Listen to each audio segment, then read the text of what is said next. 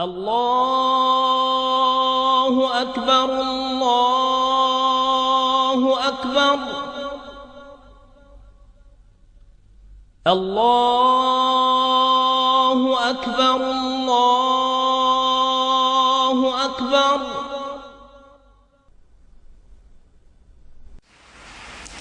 I wish to say finally, as I've said many times before, that this is not a war with Islam.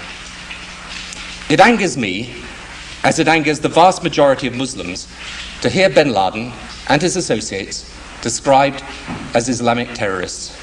They are terrorists, pure and simple. Islam is a peaceful and tolerant religion, and the acts of these people are wholly contrary to the teachings of the Quran.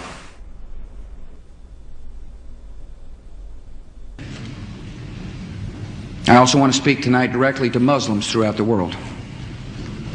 We respect your faith. It's practiced freely by many millions of Americans, and by millions more in countries that America counts as friends. Its teachings are good and peaceful, and those who commit evil in the name of Allah blaspheme the name of Allah. The terrorists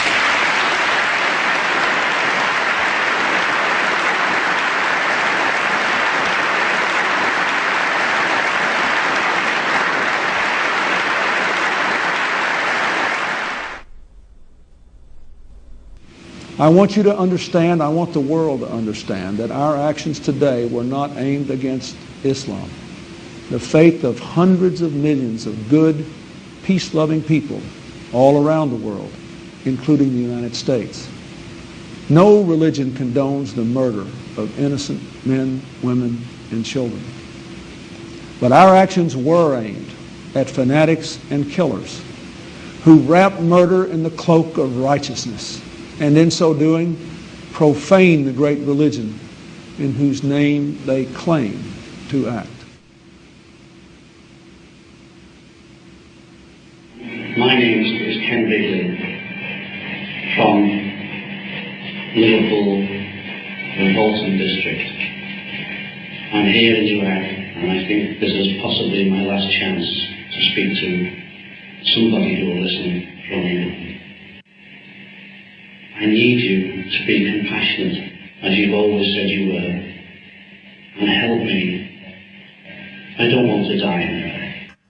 حتى نراك طليقة مرتاحة وسنبقى نذبح الكفرة حتى نراك عدت إلى أمك وأبيك أو زوجك وبنيك والله أكبر والعزة لله. الله أكبر.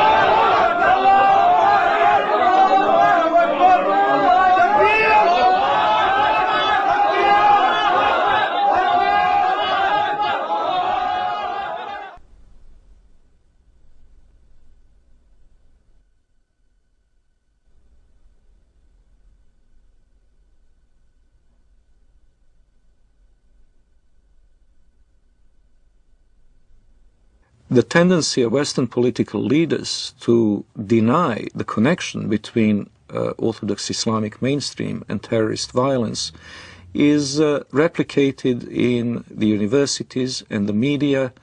Wherever you look, both in Western Europe and in North America, the members of the elite class have this tendency to proclaim Islam, some mysterious, authentic Islam, to be peaceful and to be tolerant, and those Muslims prone to violence are proclaimed to be non-representative fringe. Well, I would really appreciate if people who make such claims could then explain the continuity of violence from the earliest day of Islam, from the earliest days of the Prophet and his immediate successors throughout the 13 centuries of recorded history. The real burning question in the world today is, does Islam and Islamic civilization actually sanction the violence that we're seeing being perpetrated in its name around the world? And to that we have to answer, if we're going to be honest about it, an unqualified yes. The Islamic sources, the Islamic texts, starting with the Quran, but not limited to the Quran, the Islamic texts including the Hadith, Islamic tradition, Islamic theology, Islamic law, the traditions of the interpretation of the Quran throughout history and Islamic history itself all bear witness to the fact that Islam has a developed doctrine, theology, and law that mandates violence against unbelievers. The origins are, of course, in the Muslim desire to impose all over the world the only religion, the only just religion, which is Islam, and the suppression of all other religions in order to establish the rule of Allah over the whole earth. This is a religious duty which binds the whole community and which the Muslim community is obliged to impose, because they are obliged to obey the order of Allah, and this is the desire of Allah as expressed in the Quranic revelation. I believe that those terrorists that want to do harm to others are applying the true Islam that was practiced by Muhammad and his followers in the early stage of Islam.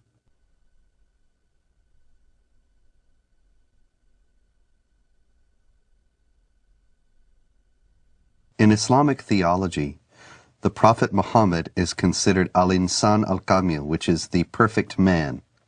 He is the model par excellence to be imitated. He is the person that the more a Muslim is like him, the better off he is.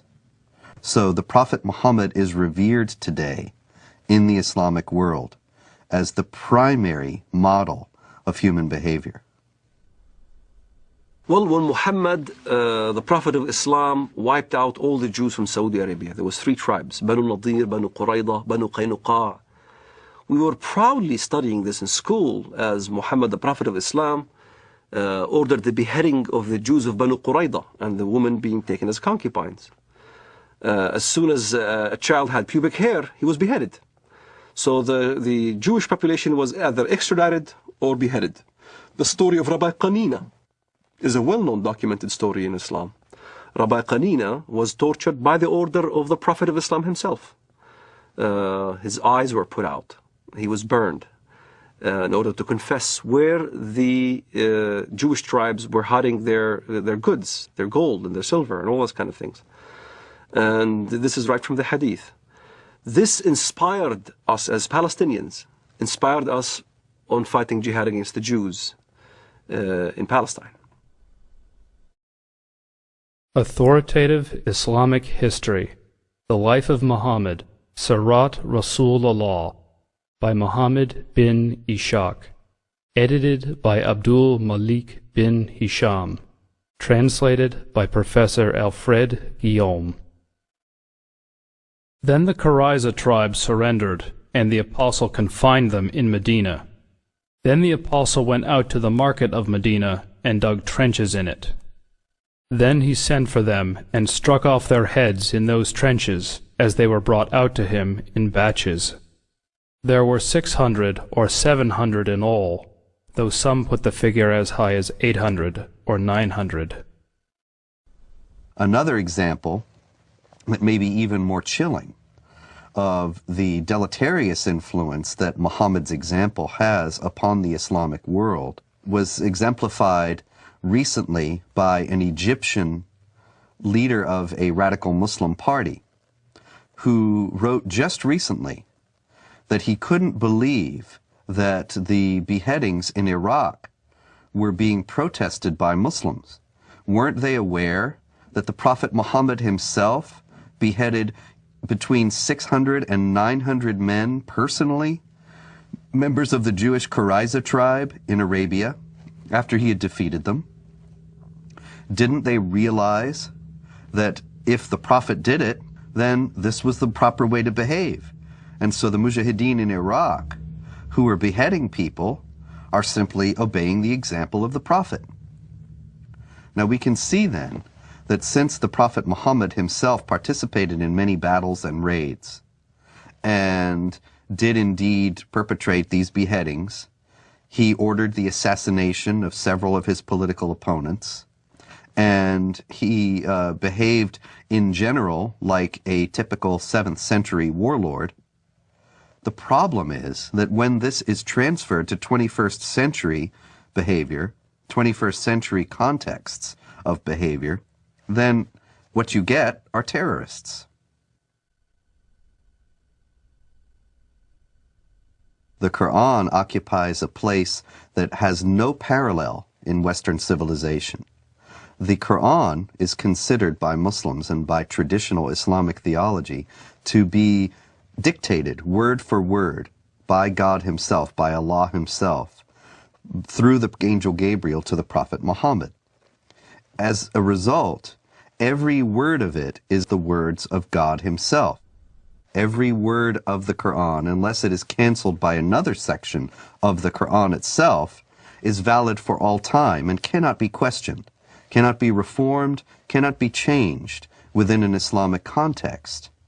This means that moderate Muslims, peaceful Muslims, if they are sincere, have to reject entirely Quranic literalism.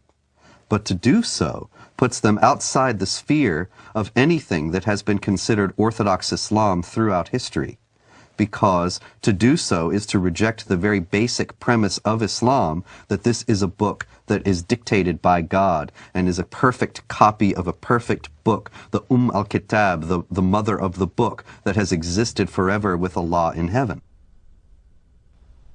The Noble Quran, translated with parenthetical notes by Dr. Muhammad Taqi-ud-Din al-Hilali and Dr. Muhammad Muhsin Khan. Surah 98, verse 6. Verily, those who disbelieve in the religion of Islam, the Quran and Prophet Muhammad, from among the people of the Scripture, Jews and Christians, and al-Mushrikun, other disbelievers, will abide in the fire of hell. They are the worst of creatures. So the Quran is simply a set of direct commandments or else narratives, descriptions, sometimes very distorted descriptions of Judaism and Christianity. Because of the normative nature of those commandments, the second important body for Islamic jurisprudence and for Islamic polity is the tradition of the Prophet, the Hadith. Now, the Hadith are absolutely necessary to make any sense of the Quran, because Allah addresses Muhammad in the Quran and they talk about incidents in Muhammad's life, but they don't fill in the narrative details. So you have to go to the Hadith, the traditions of the Prophet Muhammad, in order to understand what's being said in the Quran and why. The Hadith are many, many volumes of traditions of the Prophet. Various Muslim scholars, beginning in the 8th century, which is some considerable time after the life of the Prophet Muhammad, who died in 632, they started to collect these traditions and to try, through various means, to winnow out the authentic ones from the inauthentic. From an Islamic standpoint, if something that Muhammad said or did is recorded in one of those books, then it has authority second only to the Quran. And in those books, there is a great deal that illuminates what the Quran says and how it is applicable to Muslims in the present. Authoritative traditions of the Prophet Muhammad, the Hadiths of Sahih al-Bukhari, translated with parenthetical notes by Dr. Muhammad Muhsin Khan. Volume 4, Book 52, Hadith number 53. The Prophet said, "Nobody who dies and finds good from Allah in the hereafter would wish to come back to this world even if he were given the whole world and whatever is in it." except the martyr who, on seeing the superiority of martyrdom, would like to come back to the world and get killed again in Allah's cause. The Prophet said, "A single endeavor of fighting in Allah's cause, in the afternoon or in the forenoon, is better than all the world and whatever is in it." Since there is no sense of natural morality in Islam, you have to go into either the Quran or the Hadith to find out what is allowed and what is not allowed. And in those books we have very clear instructions from the Prophet Muhammad that it is the responsibility of Muslims to meet the unbelievers on the battlefield, to invite them either to accept Islam or to accept second-class dhimmi status in the Islamic State. And if they refuse both of those, then to wage war against them. Fight against those who believe not in Allah, nor in the last day, nor forbid that which has been forbidden by Allah and His Messenger. And fight against those who acknowledge not the religion of truth, Islam, among the people of the Scripture, Jews and Christians, until they pay the jizya, the poll tax, with willing submission, and feel themselves subdued. The Quran is broken down into two sections. One is called Makkiyah, which means what was inspired to Muhammad, the Prophet of Islam, in Mecca. And one is called Madaniyah, what was inspired to the Prophet of Islam in Medina or Yathrib. In Mecca, you find much of the peaceful verses. Muhammad used to live with the Jewish community and the Christian community in peace and harmony. So there was many verses in the Quran that even the Muslims used to worship in the direction of prayer towards Jerusalem. They saw many elements of a unity between the Jewish and the Christian and the Muslim faith. There are indeed some verses in the Quran that could be called peaceful and tolerant. Notably the injunction against compulsion in religion. Those verses almost invariably date back to the beginnings of Muhammad's prophetic career in his native city of Mecca, where he was powerless, where he was only beginning to attract followers.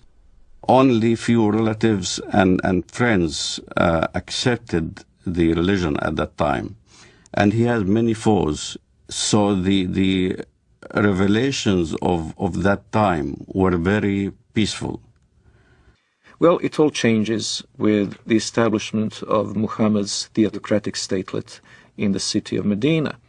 He becomes a warlord, he becomes the head of a totalitarian state, he becomes very rich, very powerful, and very intolerant. And then many of these early verses, in fact, get abrogated. In Surah 2, verse 106 of the Quran, it says, or Allah says, I should say, that if we abrogate, we being Allah, abrogate a verse, then we'll give you one that's better. Whatever a verse, revelation, do we abrogate or cause to be forgotten, we bring a better one or similar to it. Know you not that Allah is able to do all things? This is the basis, the foundation of the Quranic doctrine of nasikh, which is abrogation. And it is the idea that when there are verses that are contradictory or appear to be contradictory in the Quran, the one that is revealed later chronologically is better, as Allah has promised, and cancels the earlier one. Now the violence started. Now you had to weigh between peaceful verses and non-peaceful verses. So the edict was that these were made null and void.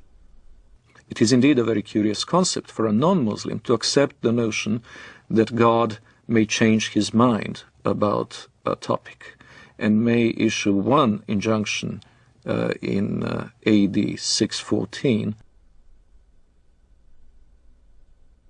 and then a very different one in AD 627.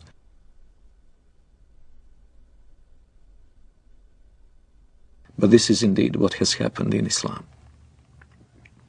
It's very important to understand that the Quran is not arranged chronologically. It's arranged simply on the basis of the longest chapter to the shortest. And so you will find in the book itself some of these more tolerant verses at a later point in the book than the very intolerant ones advocating violence and subjugation of infidels. But that doesn't mean they came into being later on. Quite the contrary. If there is ever a contradiction between two injunctions, the ones that came later on in Medina are the ones that retain their validity, and the early ones from Mecca have been abrogated. The peaceful verses became mansukha, means made null and void, with verses like the verses of the sword. Traditional Islamic theology has it that the 9th chapter of the Quran, Surah 9, is the last revealed in the career of the Prophet. And it is the only one that doesn't begin with Bismillah ar-Rahman ar-Rahim, in the name of Allah, the Compassionate, the Merciful. Some have said that that's because there's no compassion or mercy in this particular chapter, and that it is the Quran's last word on jihad, and in particular on how Muslims should behave toward unbelievers. In it is the celebrated verse of the sword. What does the verse of the sword say? It's very clear. That when the forbidden months are over, kill the people of the book wherever you find them. Lay siege for them. Lay wait for them. Lay ambush for them. Kill them wherever you find them. In fact, I converted to Christianity. Muhammad clearly stated that in the ends of days, there will be many who defect from the faith. Kill them when you see them, wherever you find them. So, this is the question that the West needs to understand. What part of kill don't they understand?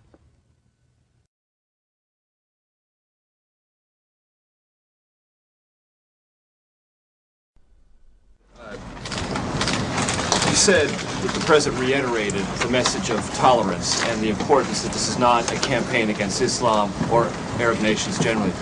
Has it been communicated to the administration from those nations, from that part of the world that you've been talking to recently, that is a highly critical thing for the President to do, not just once, but over and over and over again? If so, why? We are a country that judges people not by their religious beliefs or by their color, but by the fact that we're all Americans. So that was the first part of the message. The second part of the message is that we have a lot of friends around the world who are Muslim. We have countries that are long friends of the United States who are of the Islamic faith, and the President wanted to be very clear that this is not a war of, quote, civilizations, that this is not a war against Islam. This is a war against people who in many ways pervert what Islam stands for. Islam stands for peace and stands for nonviolence, and he wanted to make that very, very clear. Yeah, sure. Islam and Islamic civilization are unique in their stance toward non-believers, and that Islam is the only religion in the world that has a developed doctrine, theology, and law that mandates violence against unbelievers. That there are peaceful Muslims, there are Muslims around the world who are moderate, who live in harmony with their non-Muslim neighbors and have no intention of ever waging war against them in any way. But the fact is that they have a very slim justification for their own peacefulness within the Islamic sources themselves. And they are only at peace with their neighbors insofar as they are either ignorant of what Islam teaches about how Muslims should behave toward unbelievers, or they have explicitly rejected, consciously rejected, those elements of Islam. There are, in short, peaceful and moderate Muslims, but no peaceful and moderate Islam. The idea that Islam is a religion of peace, however, is paradoxically enough held even by the most violent and radical of Muslims. Sayyid Qutb, the Egyptian Muslim theorist, whose writings are revered by radical Muslims today, by terrorists today, he wrote and insisted that Islam is a religion of peace. When you study his writings, it becomes clear that he meant that Islam is dedicated to establishing the hegemony of Islamic law over the world. When that hegemony is established, peace will reign in the world. Therefore, Islam is a religion of peace. But the problem is the peaceful Muslims don't understand the edicts that comes out of the jurisprudence of Islam. If you look at the interpretation of these verses in Al-Azhar University, in the Islamic Sharia schools in Jerusalem, in Jordan, in Syria, and Damascus, all throughout the Middle East, the jurisprudence of Islam clearly state, emphatically, that the verse of the sword made null and void all the peaceful verses. And what does the verse of the sword say? Then when the sacred months have passed, then kill the mushrikun, unbelievers, wherever you find them, and capture them and besiege them, and prepare for them each and every ambush. But if they repent and perform as-salat, the Islamic prayers, and give zakat, alms, then leave their way free. Verily, Allah is oft forgiving, most merciful. Kill them when you see them, wherever you find them. This is not an allegoric kill. It's a literal kill. It's the killing of Zarqawi, right in front of the camera. It's the lynching that you see in Ramallah. It's the killing of over 1 million Sudanese in Sudan, cutting the hands and the feet from opposite sides. And here's the dilemma. The peaceful verse, even the peaceful verse that is quoted, even by Bush, the verse goes as follows. Whoever kills a life without just cause or for doing mischief in the land, then as he killed the entire earth. You'll find the same verse in the Judeo-biblical tradition. But most Westerners never skip after that verse, which makes very clear. But as those who do mischief in the land, then cut their hands and their feet from opposite sides and crucify them, literally. And that's what you see, what happened in Afghanistan. That's what you see what happened in Sudan. A huge amount of crucifixions and killings and beheadings and amputations and public assassinations. They really want to revive Islam as it used to be. This is why they call it Islamic fundamentalism. The recompense of those who wage war against Allah and His Messenger and do mischief in the land is only that they shall be killed or crucified, or their hands and their feet be cut off on the opposite sides, or be exiled from the land. That is their disgrace in this world, and a great torment is theirs in the hereafter. The Prophet cut off the hands and feet of the men belonging to the tribe of Arina, and did not cauterize their bleeding limbs till they died. There is no assurance of what is known in Christianity as salvation and insurance of being saved and guaranteeing going to heaven. However, there are certain things that can help. So if a Muslim, for instance, died while he was practicing jihad, he is supposed to go to paradise. In the Islamist thinking, the assurance of your salvation is dying as a martyr. In accordance to the verse in the Quran, وَلَا تَحْسَبَنَّ الَّذِينَ قُتِلُوا فِي سَبِيلِ اللَّهِ أَمْوَاتٌ بَلْ أَحْيَاءٌ عِنْدَ رَبِّهِمْ يُرْزَقُونَ. Do not think that the ones who die in the cause of Allah in jihad are dead, but are living. So this assures salvation. This is the calculus behind modern suicide bombing. Many people will say, modern Muslim advocates will say, that Islam forbids suicide, and this is plainly dishonest, because all the advocates, all the defenders of suicide bombing in the Islamic world start out by saying this is not suicide. This is, the intention of the person is not to kill himself, the intention of the person is to kill others, and that is sanctioned because it is Islamic jihad. And if in the process they are killed themselves, that's an unavoidable consequence of their actions, and they will be rewarded with the reward of martyrs in paradise. Quran is quite clear about the heavenly reward for a jihadist who falls fighting in the path of Allah. he will be granted instant access to paradise. And a Muslim paradise is an extremely sensual one.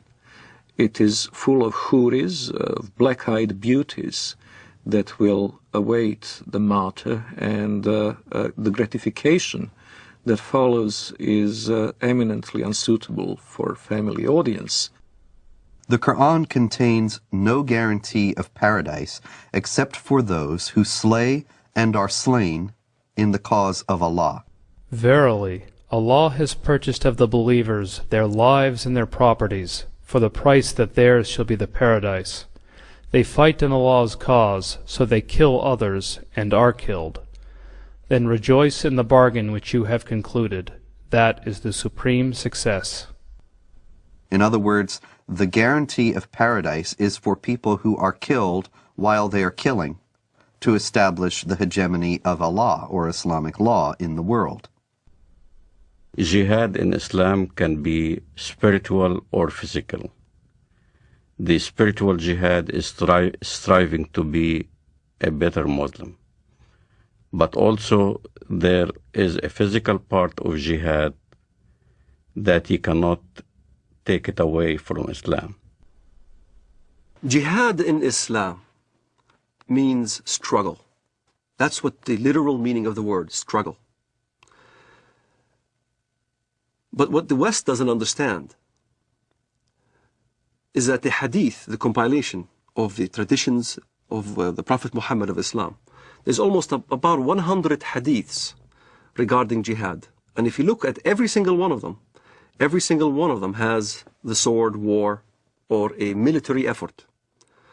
And in the end of the expedition, jihad expedition, he said, now I resort to the jihad within, the jihad that is within, the self-struggle.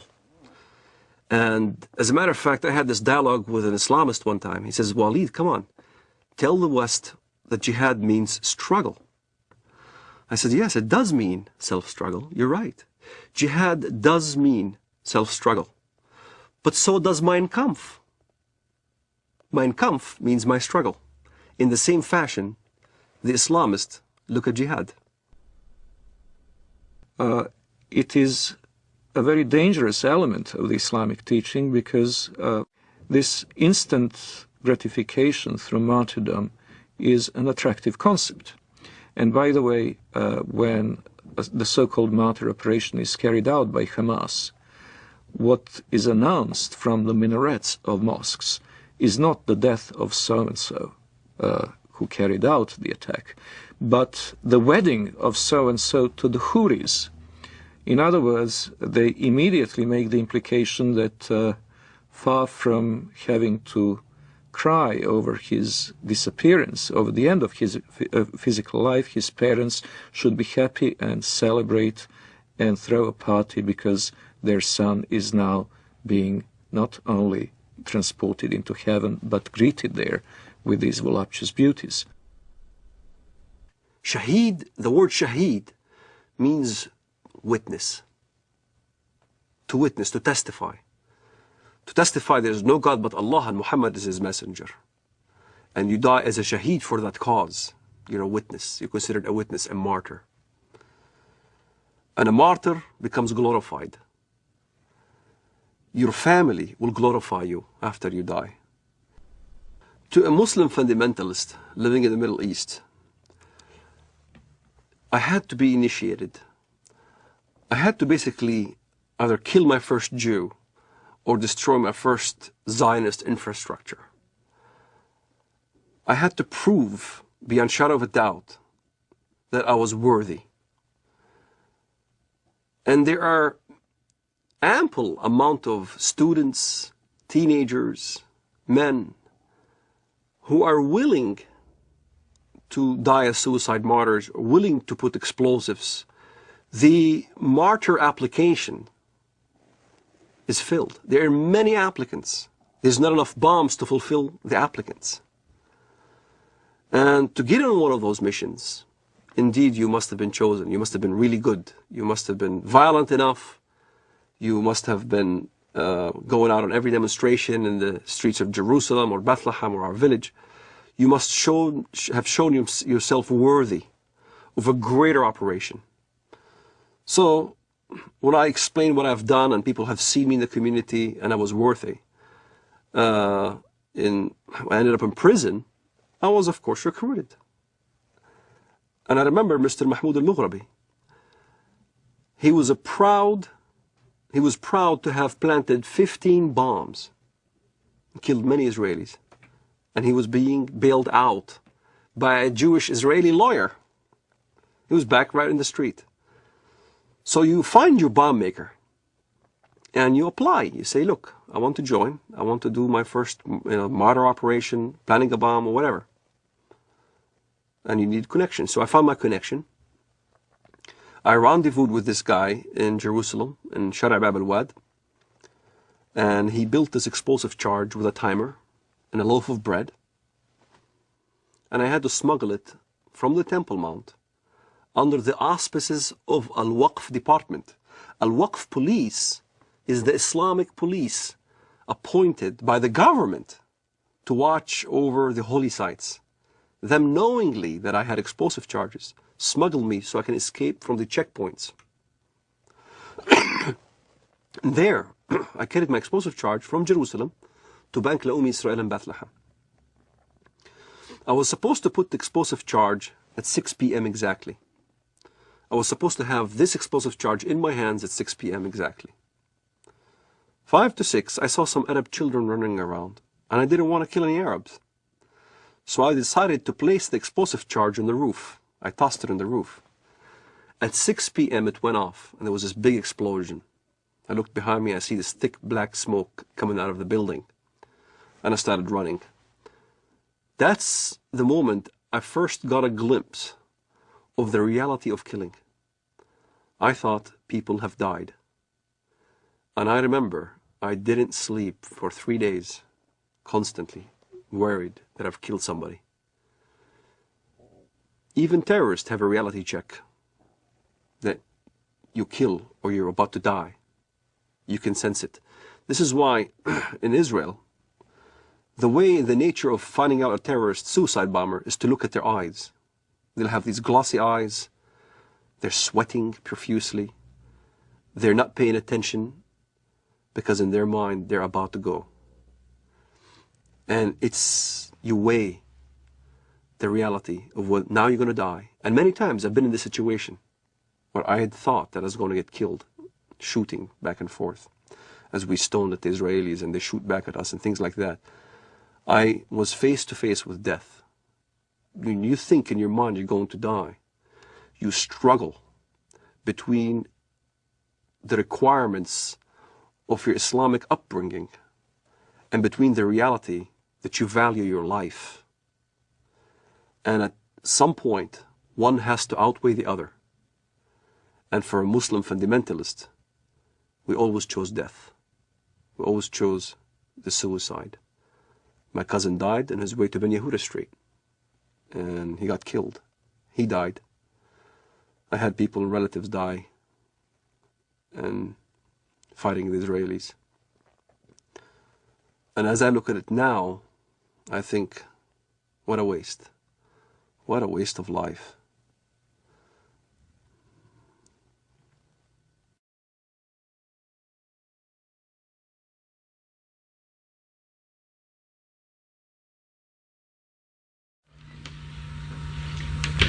Okay, and then we say goodbye and shake hands. Okay? Are you ready, John? Okay, I'm running. I'm running too. Well, not Afghanistan. So in other words, you want to change. In other words, who gives you the right to change or to put a government in another country? Shouldn't be us that puts together the new government. It should be the people of Afghanistan, inside Afghanistan and those that have had to flee from Afghanistan. And I think that's the right way to do it. Now, can I say I've enjoyed very much doing this interview with you, and I think that whatever differences there are between us, it's important we carry on with this dialogue. Maybe one of the problems that arises out of all this is there's been insufficient dialogue between the Arab world and the West, between Islam and between people of other faiths. And I hope that we can establish a proper dialogue And maybe that would be some good that could emerge out of the terrible events of the 11th of September. Some personal question, Mr. Blair, at the end. I know you have so many meetings and people are waiting outside. I've read, I think, in the Times that you read about Islam. What do you know about Islam? Well, I do not in any shape or form pretend to be an expert, but I do read the message. What do you read? What interests you?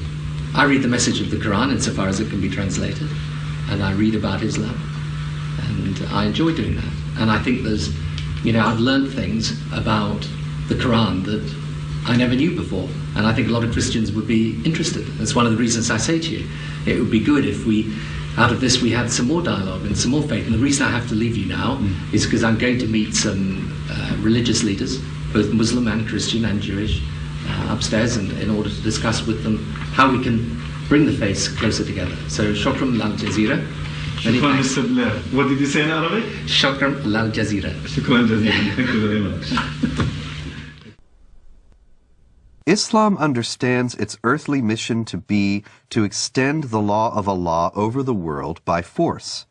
Now, this is distinct from extending the religion by force. Muslims often indignantly deny that Islam was spread by the sword, as the old expression goes, and that anybody is ever forced to convert to Islam. Now, of course, forced conversions are a constant hallmark of Islamic history, but they are technically forbidden by Islamic law. Now, the idea in Islam is that Muslims must wage war to establish the hegemony of Islamic law. Not everybody will be forced to become Muslim, but the non-Muslims will be relegated to second-class status. They will not be able to live in the society as equals to the Muslims. And it is the responsibility of Muslims around the world to fight to institute that kind of society. While we were in the mosque, the Prophet came out and said, "Let us go to the Jews." We went out till we reached Bait al-Madras. He said to them, "If you embrace Islam, you will be safe. You should know that the earth belongs to Allah and His Apostle, and I want to expel you from this land. So if anyone amongst you owns some property, he is permitted to sell it. Otherwise you should know that the earth belongs to Allah and His Apostle."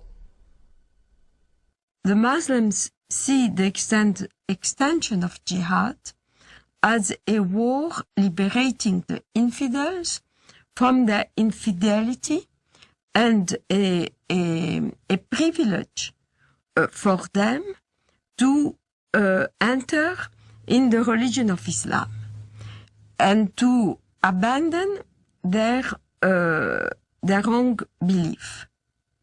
So jihad is seen as a favor which is given to the infidel population in order to change their ways and convert to the true religion, Islam. It is not for a prophet that he should have prisoners of war and free them with ransom until he had made a great slaughter among his enemies in the land. You desire the good of this world, the money of ransom for freeing the captives, but Allah desires for you the hereafter, and Allah is Almighty, All-Wise. In the Muslim thinking, in the Muslim Sharia, the way the world is depicted is in two houses. It's called Dar al-Islam or Dar al-Harb, the house of Islam or the house of war. So the whole world is under these two houses. If you're not a Muslim, you're under the house of war. Yet in the West, the apologists, Islamic apologists would say, no, that's not accurate. It is the house of peace and the house of Islam. And in fact, that's not accurate. If you look at the hadith and if you look at what comes from the highest jurisprudence in the Middle East, that's what is being taught. يعني أنا لدي طفل من الآن أعده للشهادة إما شهادتي أنا أو هو فأقول له أن الله عز وجل قد جعل هنالك جنة واسعة فيها ما لا عين رأت ولا أذن سمعت ولا خطر على قلب بشر. هو بيسألني يعني إذا أنا عملت عملية وفجرت نفسي هل إلي يعني ربنا عز وجل بيعطيني اللي بدي اياه، بيعطيني سيارات، بيعطيني بارودة اطخ فيها، بيعطيني العاب.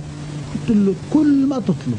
وهل هذا حصل؟ شيء تطلبه هذا فعلا حصل. وهل حصل بينك وبين ابنك يعني؟ هذا فعلا حصل. نعرف حقيقة لو نمسك الميكروفون مع بعض، ودنا نعرف ما هي الإجابة الصحيحة لهذا الطفل عندما يسأل أين أبي أو أين أمي وقد قام كلاهما أو أحدهما في عملية استشهادية. والله الإجابة باختصار، لما استشهد سعيد ما حكينا إن هذا شهيد. نعم. ولا تحسبن الذين قتلوا في سبيل الله أمواتا بل أحياء عند ربهم يرزقون. نعم. وسكتنا الأولاد، ولما أجت التلفزيون أظن أبو ظبي نعم. أو غيره، قلنا لهم إحنا مستعدين نقدم أولادنا الأربعة. نعم. فطلع هذا الصغير قال وأنا ليش لا؟ وأنا أتمنى أن أكون شهيدا في سبيل الله، وأن أقتل عددا من اليهود والكفار الذين أشركوا بالله ورسوله واتبعوا دينا غير لم يشرعه الله ولم يذكر في القرآن الكريم. نعم. وأنا عمري 12 سنة. ما شاء الله. وأحفظ القرآن الكريم. ما شاء الله. الله يحفظك ويجعلك مجاهد إن شاء الله في سبيل الله. Now, the infidel population are seeing this war as a genocidal war, since as it is described in the Muslim historians of jihad, as well as extremely numerous Christian sources, this war was conducted as in great ferocity. Whole cities were given up to massacres. Entire populations were deported in slavery or massacred. The companion of the Prophet and the second Caliph, Umar, sent the Muslims to the great countries to fight the pagans. When we reached the land of the enemy, the representative of Khosrau, Persia, came out with 40,000 warriors. And an interpreter got up saying, "Let one of you talk to me." Al-Mughira replied, "Our Prophet, the Messenger of our Lord, has ordered us to fight you till you worship Allah alone, or give jizya, tribute. And our Prophet has informed us that our Lord says, 'Whoever amongst us is killed, martyred, shall go to paradise to lead such a luxurious life as he has never seen. And whoever amongst us remains alive shall become your master.'" There have been, in fact, two big waves of jihad. The Arab waves, which started in the 7th century, and in the course of 1 century only, has Islamized a huge territory, mainly Christian territory, from Portugal till Armenia.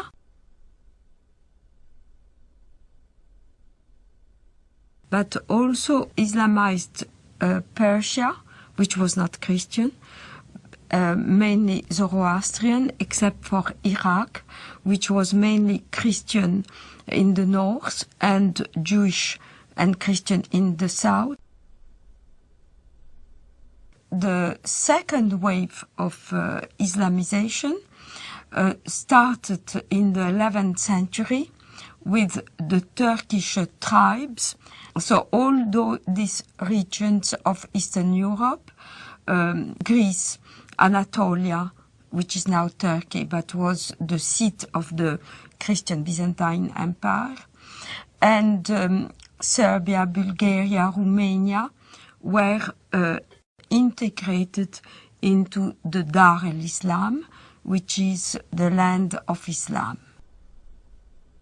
So all the countries around the Mediterranean, which once have been Christian, became the Islamic Empire.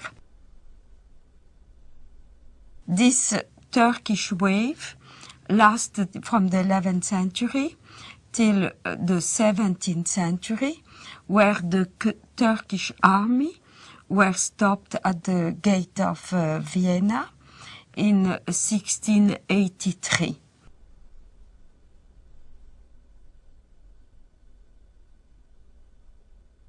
The Crusades are not understood in Muslim world today very differently to the way they are understood in the Western academia and in the discourse of the Western elite class.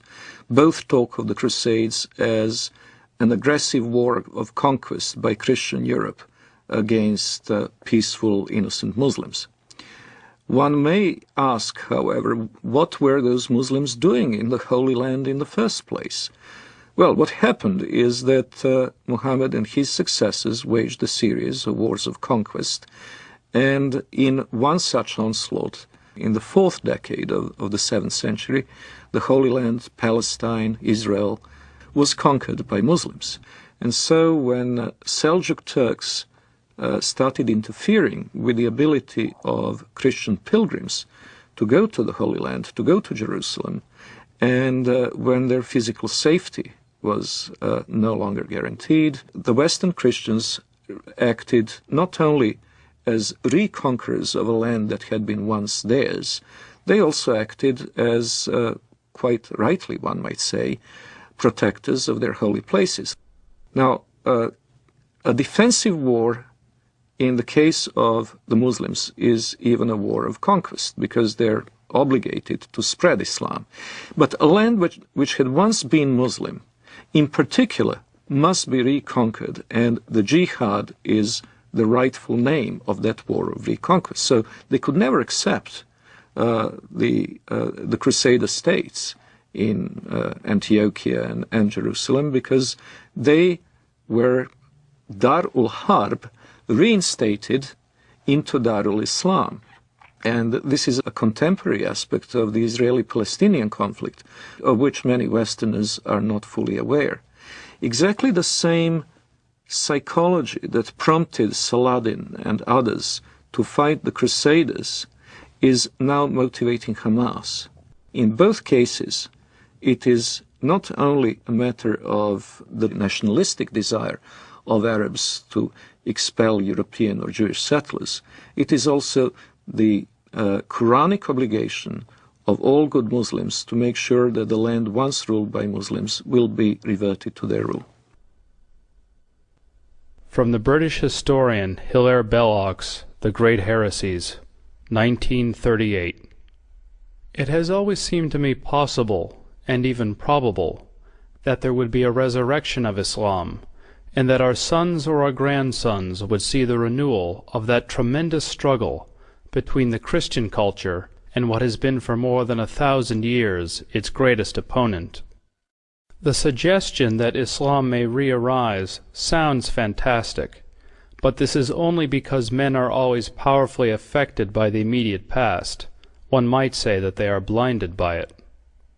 But not so very long ago, less than 100 years before the Declaration of Independence, Vienna was almost taken, and only saved by the Christian army under the command of the King of Poland, on a date that ought to be among the most famous in history. September 11th, 1683.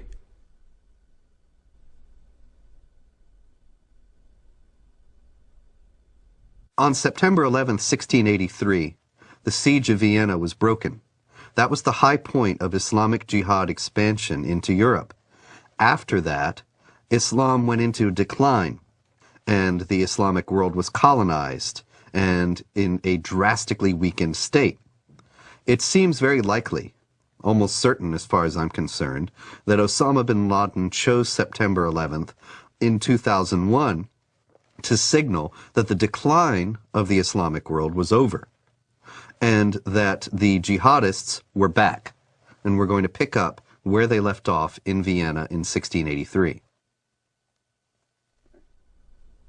If we look at the tectonic plates between Islamic world and non-Islamic world today, we notice something very interesting, that even very diverse Muslim societies, which cannot be easily branded under one civilizational label, have something in common, and it is the tendency to be in conflict with their neighbors.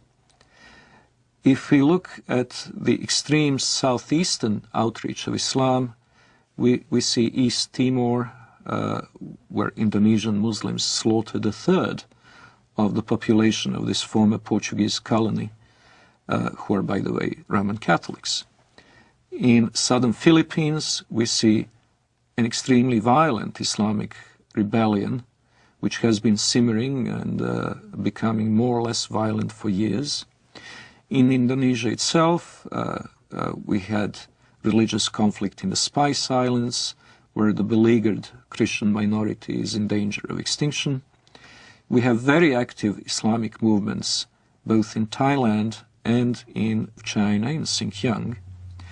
In the Indian subcontinent, the history is tragic indeed. That's where the Holocaust, the Hindu Holocaust, took place in medieval times, a little-known episode in the history of Islam in the Western world, but the one that left a deep traumatic mark on the people of the region, and where the conflict is still latently present in the province of Kashmir.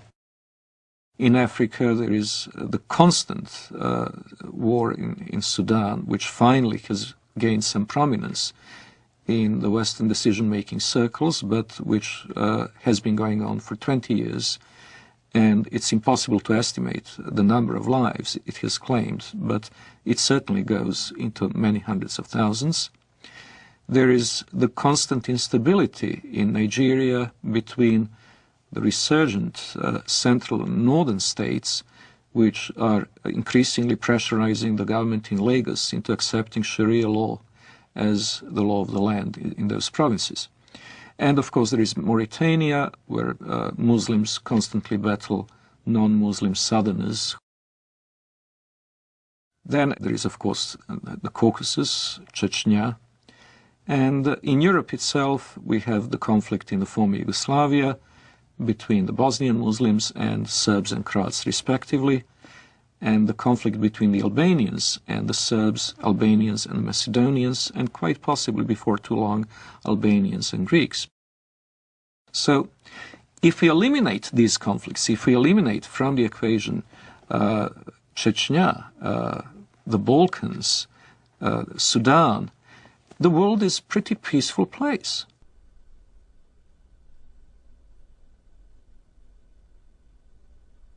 If we eliminate from the terrorist equation, terrorist acts carried out by the Muslims over the past 5 years, we would come to realize that the war on terror is unnecessary because terror is not a very big problem.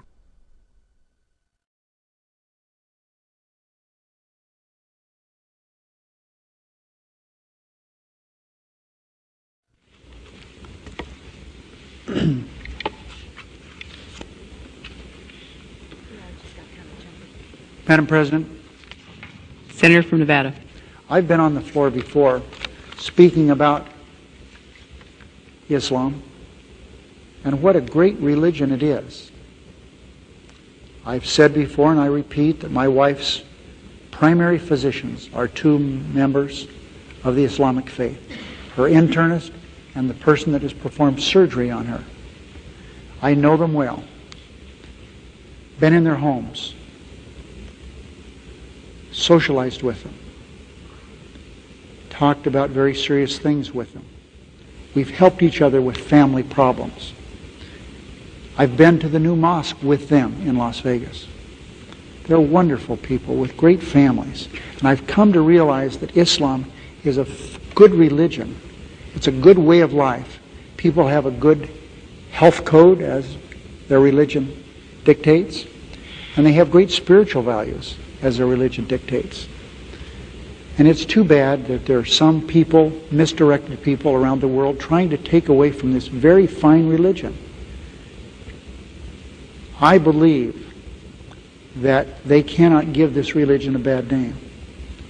I think that the power of this religion and the power of the people in this religion will overcome these evil people who are using this fine religion to do bad things to innocent people. Islam is a religion and a political system that dictates that one must carry out warfare against unbelievers until they either convert or submit. And this is the justification that the terrorists around the world are using for what they're doing. And that justification is based on core elements of Islamic tradition. That being the case, it's very difficult for moderate Muslims, peaceful Muslims, to stand up within the Islamic community and to say this is not part of Islam.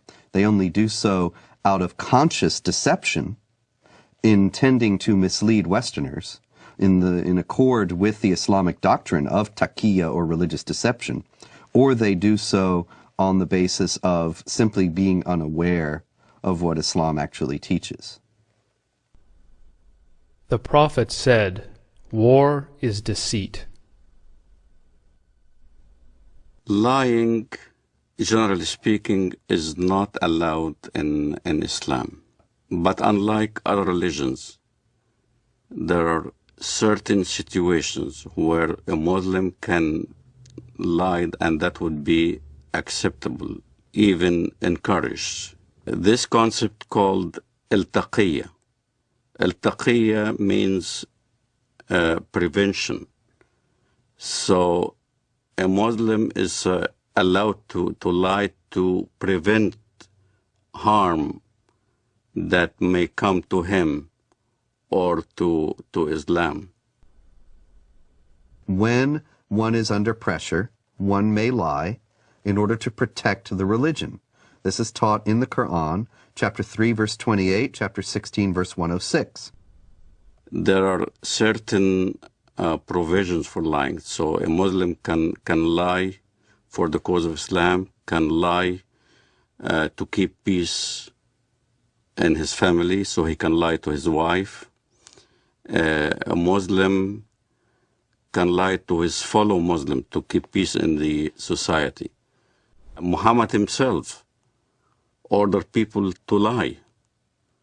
When people that he ordered to go and kill somebody, they told him, we cannot kill him unless we lie to that person. He said, okay, fine, lie.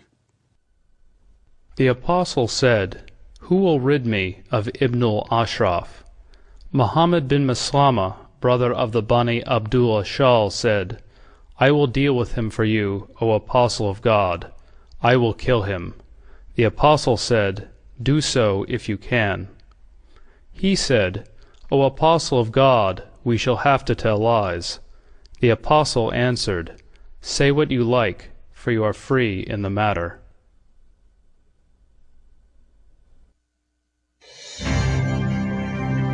America is a land of diversity and service. I'm an African American. My forefathers overcame the trials of slavery. I am Native American. I am a journalist, wife, and mother. I'm of European heritage. One of my ancestors was a member of the Continental Congress. I'm Hispanic American. I've been a Girl Scout since I was 6 years old, and now I'm a troop leader. I served in our nation's armed forces, as have many of my relatives. My father served 2 tours of duty in Vietnam. Another fought for freedom at Gettysburg. 2 of my uncles fought for our country in the Korean War. And I am an American Muslim. And I am an American Muslim. And I am an American Muslim. I am an American Muslim. Muslims are part of the fabric of this great country and are working to build a better America. The spokesmen for Islam in the Western world know how to play the game. They know how to present their cause in the way that is not only regarded as acceptable by the societal mainstream, but also reasonable and even, one might say, just. They will appeal to democratic institutions and their human rights, in the full knowledge that given the power to do so, they would abolish those institutions and deny those rights to others. The Prophet said, "By Allah and Allah willing, if I take an oath and later find something else that is better than that, then I do what is better and expiate my oath." When I used to be working as a translator at the Loop College in Chicago, the fundraising for jihad movements, for the PLO at that time, we would do the translation for the announcements or the flyers that we hand out or we put on the walls of the college. And I remember the Arabic would be basically the facts. Bring your friends. We were intending to raise funds to support our jihad brothers in Lebanon, whether they're fighting in southern Lebanon against Israel or whatever. And then comes the English part. In the English part, it'd be the standard. We would be conducting a Middle Eastern cultural party. You're welcome. We will be serving lamb and baklava. So the West doesn't understand, as when we get together as a group, our conversations are different. As soon as a Westerner would come into the scene, then the whole conversation changes. It becomes palatable to a Western mind. When I used to go to work, let's say, during the Gulf War, I used to go to work at an American company. And everybody would be hovering around a TV set as soon as there's a Scud missile hitting Riyadh or something like that. And everybody will be distraught, unhappy if a Scud lands in the American camp. And I will be standing there right amongst the American employees. Oh, that's too bad, you know. Oh, that's too bad. I'm sorry that, you know, we had loss of life. And out of frustration from having to keep the truth of what I really felt, I would roll down the window on the freeway going home and scream as loud as I can, Allahu Akbar, Allah is great. Allahu Akbar, because this is the chantation you do when the enemy is killed, when you win. So if it was a victorious day for the Iraqis, when they land a Scud missile, it will be Allahu Akbar on the freeway. I know nobody could hear me now. And when I went to my apartment home, the rest of the apartment complex were also Arabs from the Middle East. We'd get together in my apartment, watch the Gulf War, and we'd be praising Allah every time there was some incident where Americans got killed. But it wasn't the same face that we put on when we were in an American environment. In an American environment, you played different scenario. You acted as you are on their side. So there's this whole facade that is hidden from the West of how Muslim fundamentalists who want to propagate jihad in America can act publicly. Is what we are witnessing today a clash of civilizations? We ask that of noted Palestinian scholar and professor of English and comparative literature at Columbia University, Dr. Edward Said. No, I don't think so, and I think the whole thesis is a bit of a false one, because in the first place, civilizations are not, you know, little packages that are kind of completely detached from each other. They're all connected in one way or another, and you know, so-called Western civilization has many elements of Islamic and Confucian and Latin American and Russian, all the things that.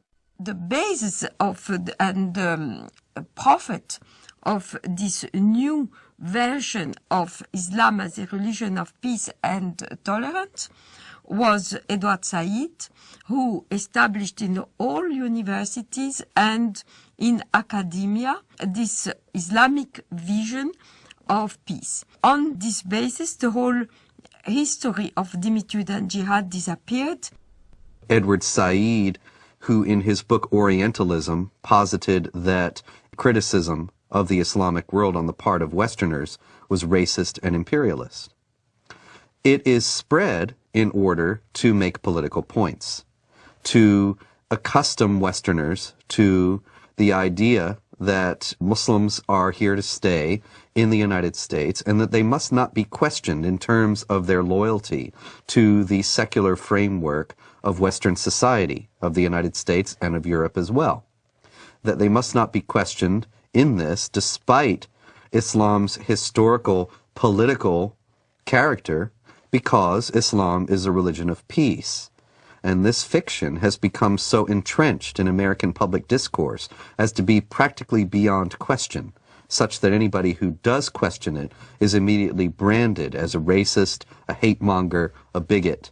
And this is a very effective tool in a country where racism is the cardinal sin above all, to silence any effective debate about the continuing attachment of Muslim immigrants to Sharia law and their intentions toward the secular systems in which they now reside.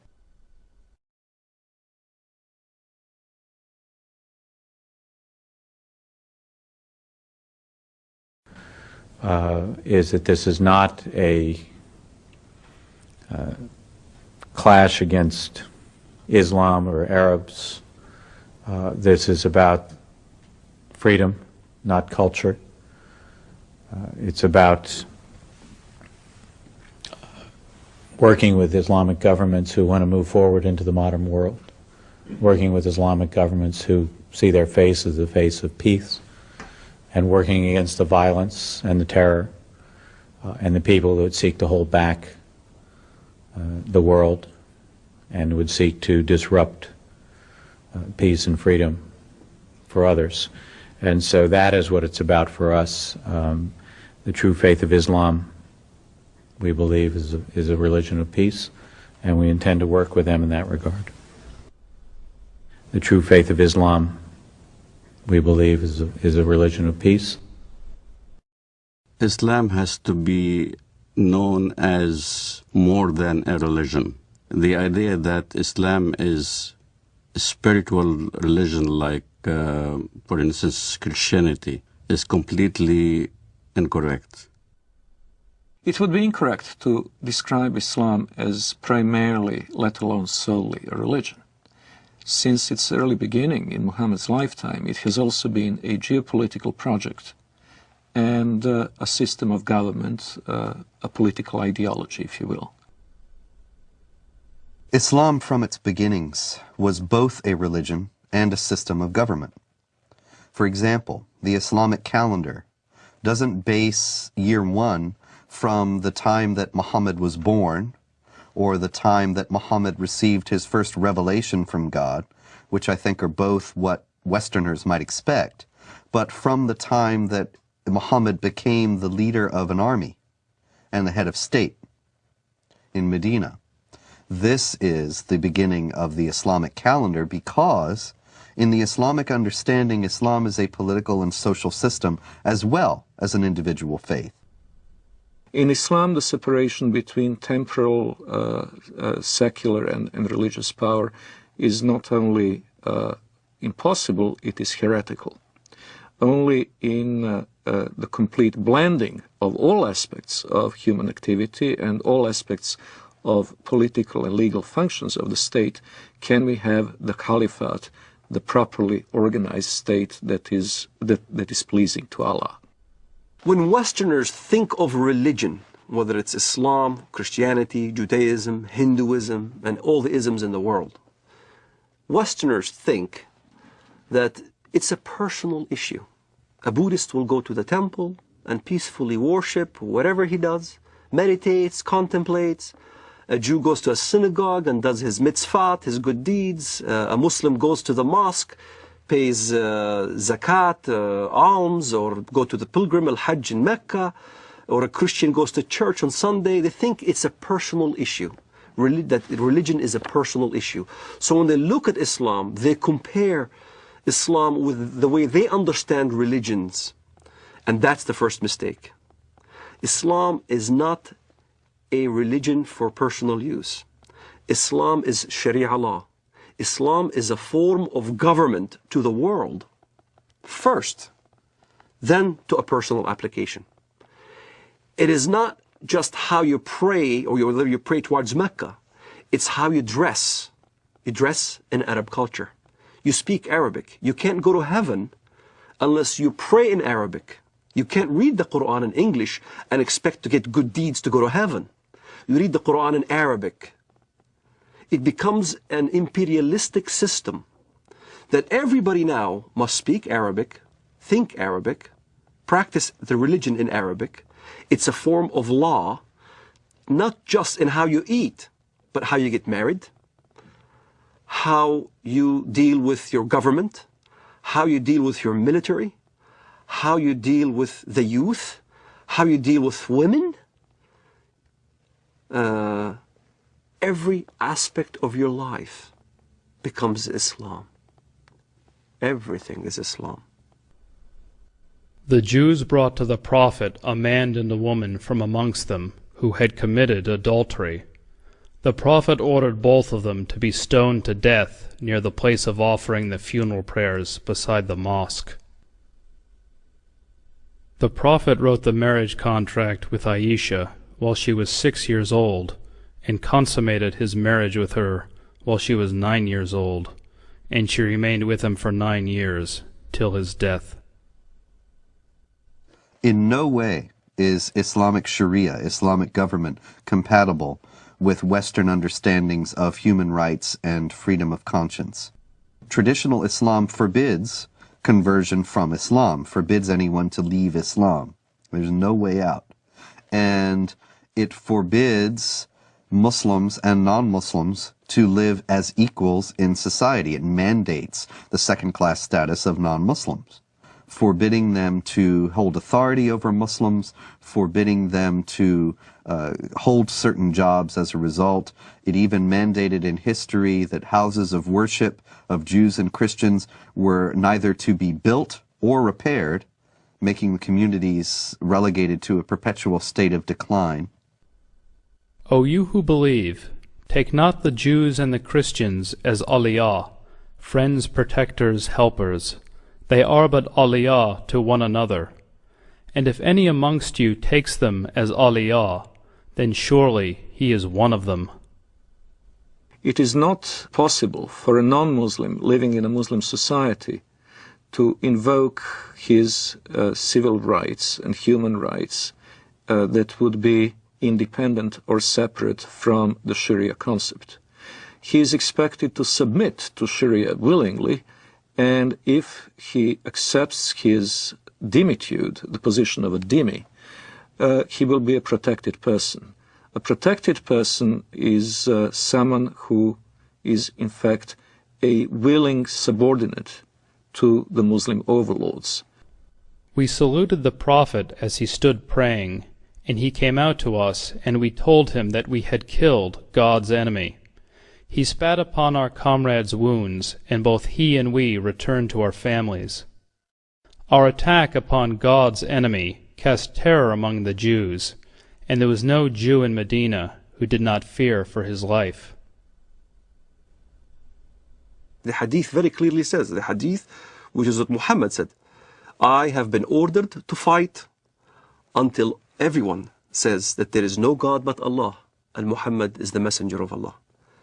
So this is how Islam spread to North Africa. This is how Islam spread all the way to Indonesia. This is how Islam spread in the Middle East. Syria was not a Muslim country.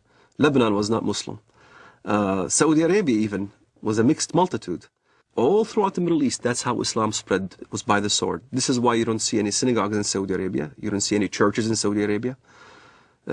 Christianity virtually is non-existent. Even in my village in Bethlehem, Muslims are taken over. There's only 20% left of the Christian population. In Lebanon, Christian Lebanese are moving by the droves. Hezbollah there is very active. Lebanon used to be a Christian nation. Now, all of a sudden, it's being Islamized. So, Islam is moving.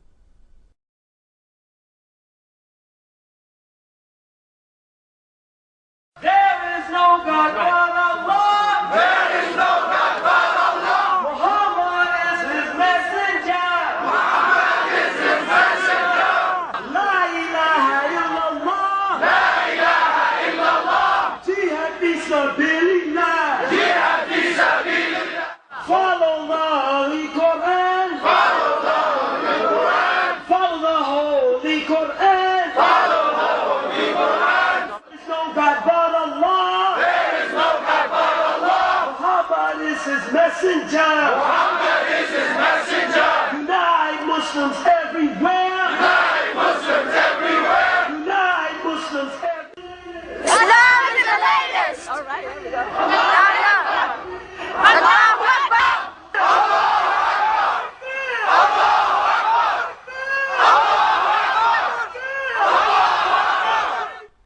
Muslims who come to the United States and come to Western Europe with an idea that Sharia is the law of Allah, they look upon our freedom of religion and they look upon the fact that non-Muslims are in power in the United States and in Western Europe, making laws, and making laws not on the basis of the law of Allah, but on the basis of consensus and free elections.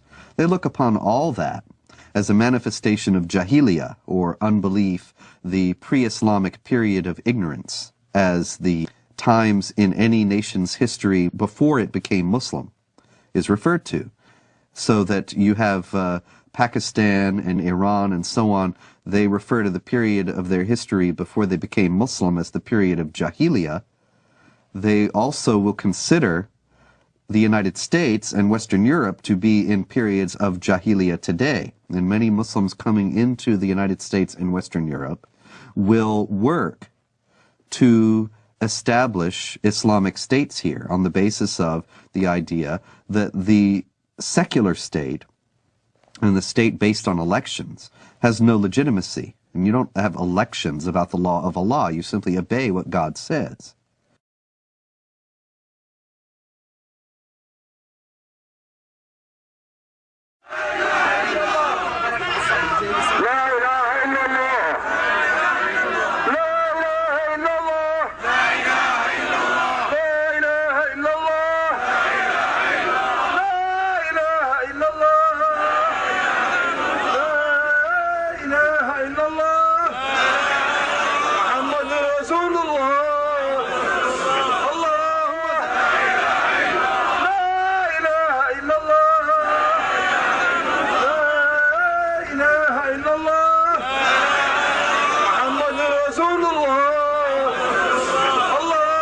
على سيدنا محمد جهاد جهاد جهاد جهاد جهاد جهاد جهاد جهاد جهاد.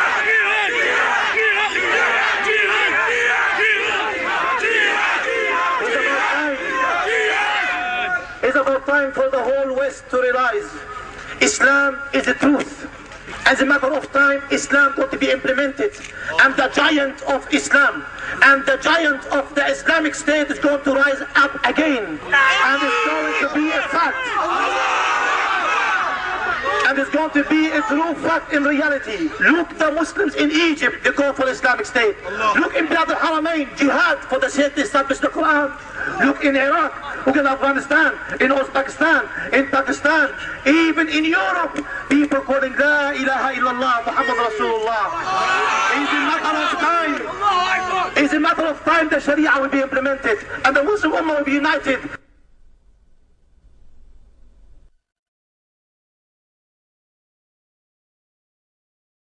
The most important thing that the West needs to know about Islam today is that it has a political character, and that it is not simply a religion, but it is a religion or a belief system that mandates warfare against unbelievers for the purpose of establishing a societal model that is absolutely incompatible with Western society. Americans need to know this. Western Europeans need to know this, because Muslims are coming into Western countries while holding these beliefs and intending to act upon them.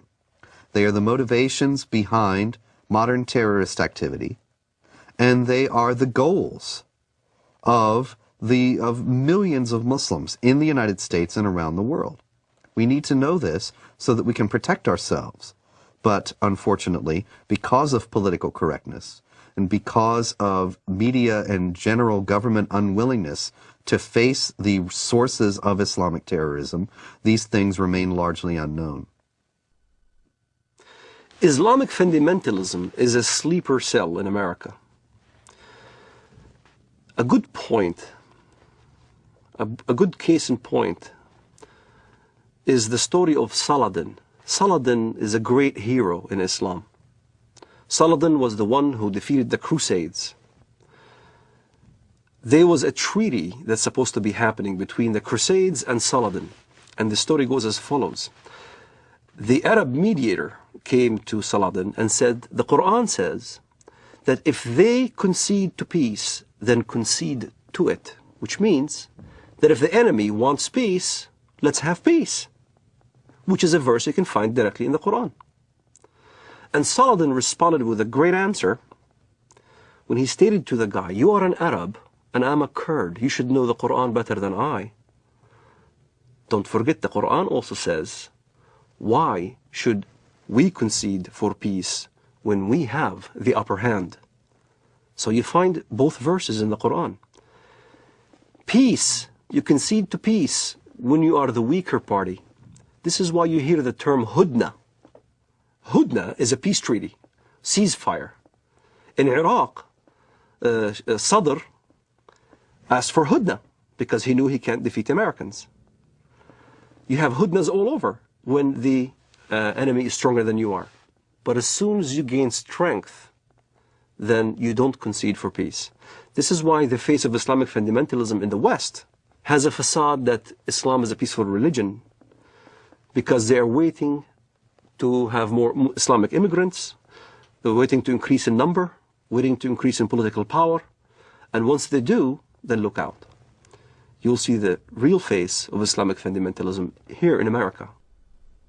سيارة مفخخة بقافلة أمريكية ويظهر الشريط أحد الأشخاص وهو يقوم بتفخيخ حافلة صغيرة بعدد من القذائف الصاروخية. قمنا بتفخيخ هذه السيارة لاعتراض رتل الأمريكي ونقسم بالله العظيم إن غايتنا هم جنود الكفر والاحتلال ولا نريد من وراء ذلك أن نؤذي مدنيا لأن دم المسلم أغلى ما يكون عندنا.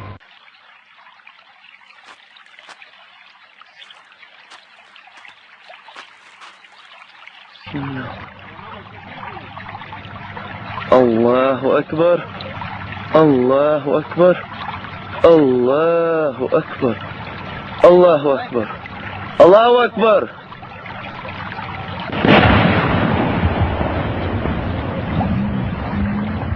الله أكبر الله أكبر. It's unfortunate, but there is no negotiating with the jihadists. There is no striking a deal with them. Islamic law is very clear on that, and here once again is an example. We need to take Islam seriously. Islamic law does not allow for treaties. It does not allow for negotiated settlements between Muslim states and non-Muslim states. All it allows for is a temporary period of up to 10 years of hudna, or what is commonly translated as truce, to allow the Islamic forces to gather their strength. But that's not the same as peace as we know it. That's not the same as the absence of a state of war. That's only a temporary lull in a war that the jihadists consider has gone on for 14 centuries and are willing to fight for 14 more. So when you meet, in fight, jihad in Allah's cause, those who disbelieve, smite at their necks, till when you have killed and wounded many of them, then bind a bond firmly on them, take them as captives.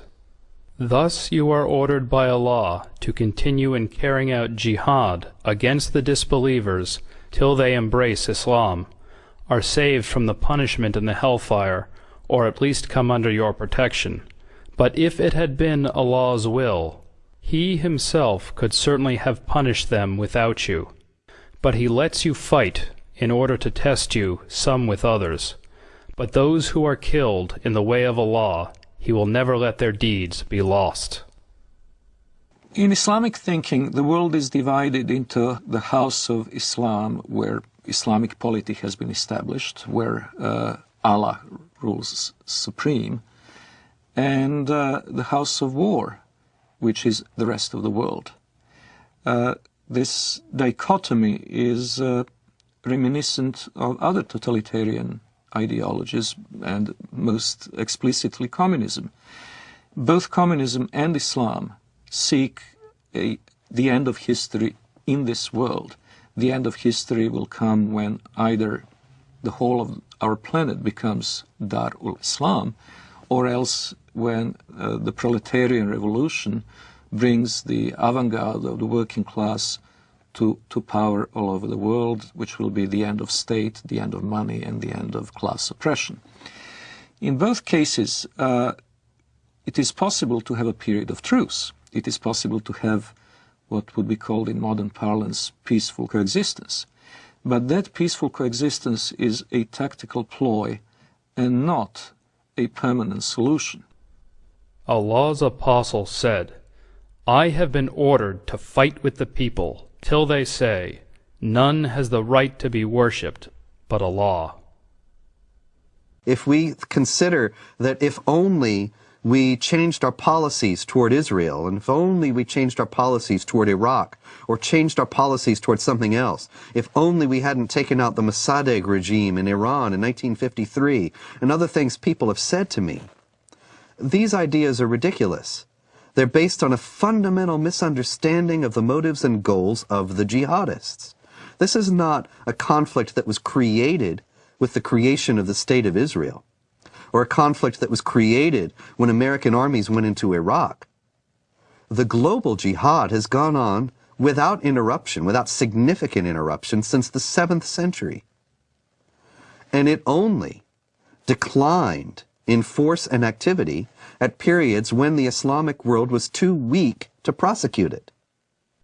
The question now that we have to ask ourselves is, do we want to preserve our Judeo-Christian values and our own civilization, or do we choose to go toward a dimitude, an enlarged dimitude in Europe, which will engulf the whole of Europe? Maybe not America, but America will be isolated because it will have to deal in geopolitics with the Islamized demi-Europe. And these are problems that have to be taken into consideration by Europeans themselves in choosing their identity and their future, freedom or dimitude, and by Americans also. In order to defend itself against the onslaught of global jihad, which is coming in the century ahead, I have no doubt of that, the West would need to redefine itself and to say what exactly is the geographic and cultural space to be defended, and in the name of what. Defending it in the name of a tepid, lukewarm ideology of multiculturalism is impossible. Multiculturalism and postmodern liberalism are not worthy dying for. They're not something that can inspire people to do what their ancestors had done at Poitiers and at the walls of Vienna in 1683. What global jihad has on its side is simple-minded commitment of millions of people to not only spread the faith, but also better themselves at the expense of the infidel, in the first instance through immigration, and later on, if necessary, by other means. What the West needs to understand about Islam is that Islam has the potential of replacing the dangers that we just kind of did away with, Nazism and communism. Like Nazism and like communism, Islamism, the end justifies the means. There is no respect for national borders, and the whole ideology is to promote their way of thinking and promote their way of life throughout the entire world. That's what's being taught in the Middle East. That's what's coming out from all the jurisprudence in Al-Azhar, in Saudi Arabia, and all throughout the Muslim world, is that Islam will conquer and will continue to conquer until it triumphs, until everybody in the world says there's no God but Allah and Muhammad is his prophet. أنصحكم لله يا أمريكا ويا بريطانيا ويا أنتم من قال الله في حقكم قد غضب الله عليكم اليهود يا أبناء القردة والخنازير يا من لا تكون فتنة في الأرض إلا وأنتم عود ثقابها كلما أوقدوا نارا للفتنة أطفأها الله أطفأ الله نوركم وأطفأ الله نيرانكم ولكننا نحن الرجال الذين انتجبنا الله وأرادنا الله فجعلنا أولي البأس الشديد لقطاف رؤوسكم الأينعت وظهرت وطغت وتجبرت فإنا قاطفوها بإذن الله. The peculiarity of Islam has to be faced, and it has to be faced frankly and openly. Unlike others, and I am again saying this in the full knowledge that it will offend some Western ears, unlike the Hindus, unlike the Confucians, unlike the animists of sub-Saharan Africa, the Muslims have inherent tendency to expand and to convert the rest of the world not only to their religion, but to their outlook and to their legal and moral system. They will not state this openly while they're in a minority in the countries to which they immigrate, but we have seen this time and over again throughout history. Once they reach the numbers necessary to impose their will, they will do so. وسيعلم والله لا أريد أذكر اسمه في هذا المنبر الأمريكان ورئيسهم والبريطانيين ومن والاهم والصهاينة ربيبة ومصنع الكيان. الله أكبر لو أذن الله لنا يا أمة محمد سيقول حتى الحجر يا مسلم هذا يهودي خلفي تعال واقطع رأسه ونحن نقطعها والله لا نقطعها أيها اليهود. الله أكبر الله أكبر الله أكبر. الجهاد في سبيل الله الجهاد في سبيل الله الجهاد في سبيل الله النصرة لله. الله أكبر الله أكبر يا أمة القرآن الله أكبر يا أمة القرآن الله أكبر الله أكبر عليكم الله أكبر والنصرة للمؤمنين الله أكبر والنصرة للمؤمنين الله أكبر والنصر للعراقيين الله أكبر والنصر لنا بإذن الله الله أكبر والنصر لنا. Miracles do happen. I do not know if it is another, maybe even deadlier terrorist attack that will act as a catalyst, or whether it will be a geopolitical confrontation in the Middle East itself, with Israel perhaps and trust, that a jolt will bring back into the minds and hearts of Westerners the awareness of the need to stand up and be counted.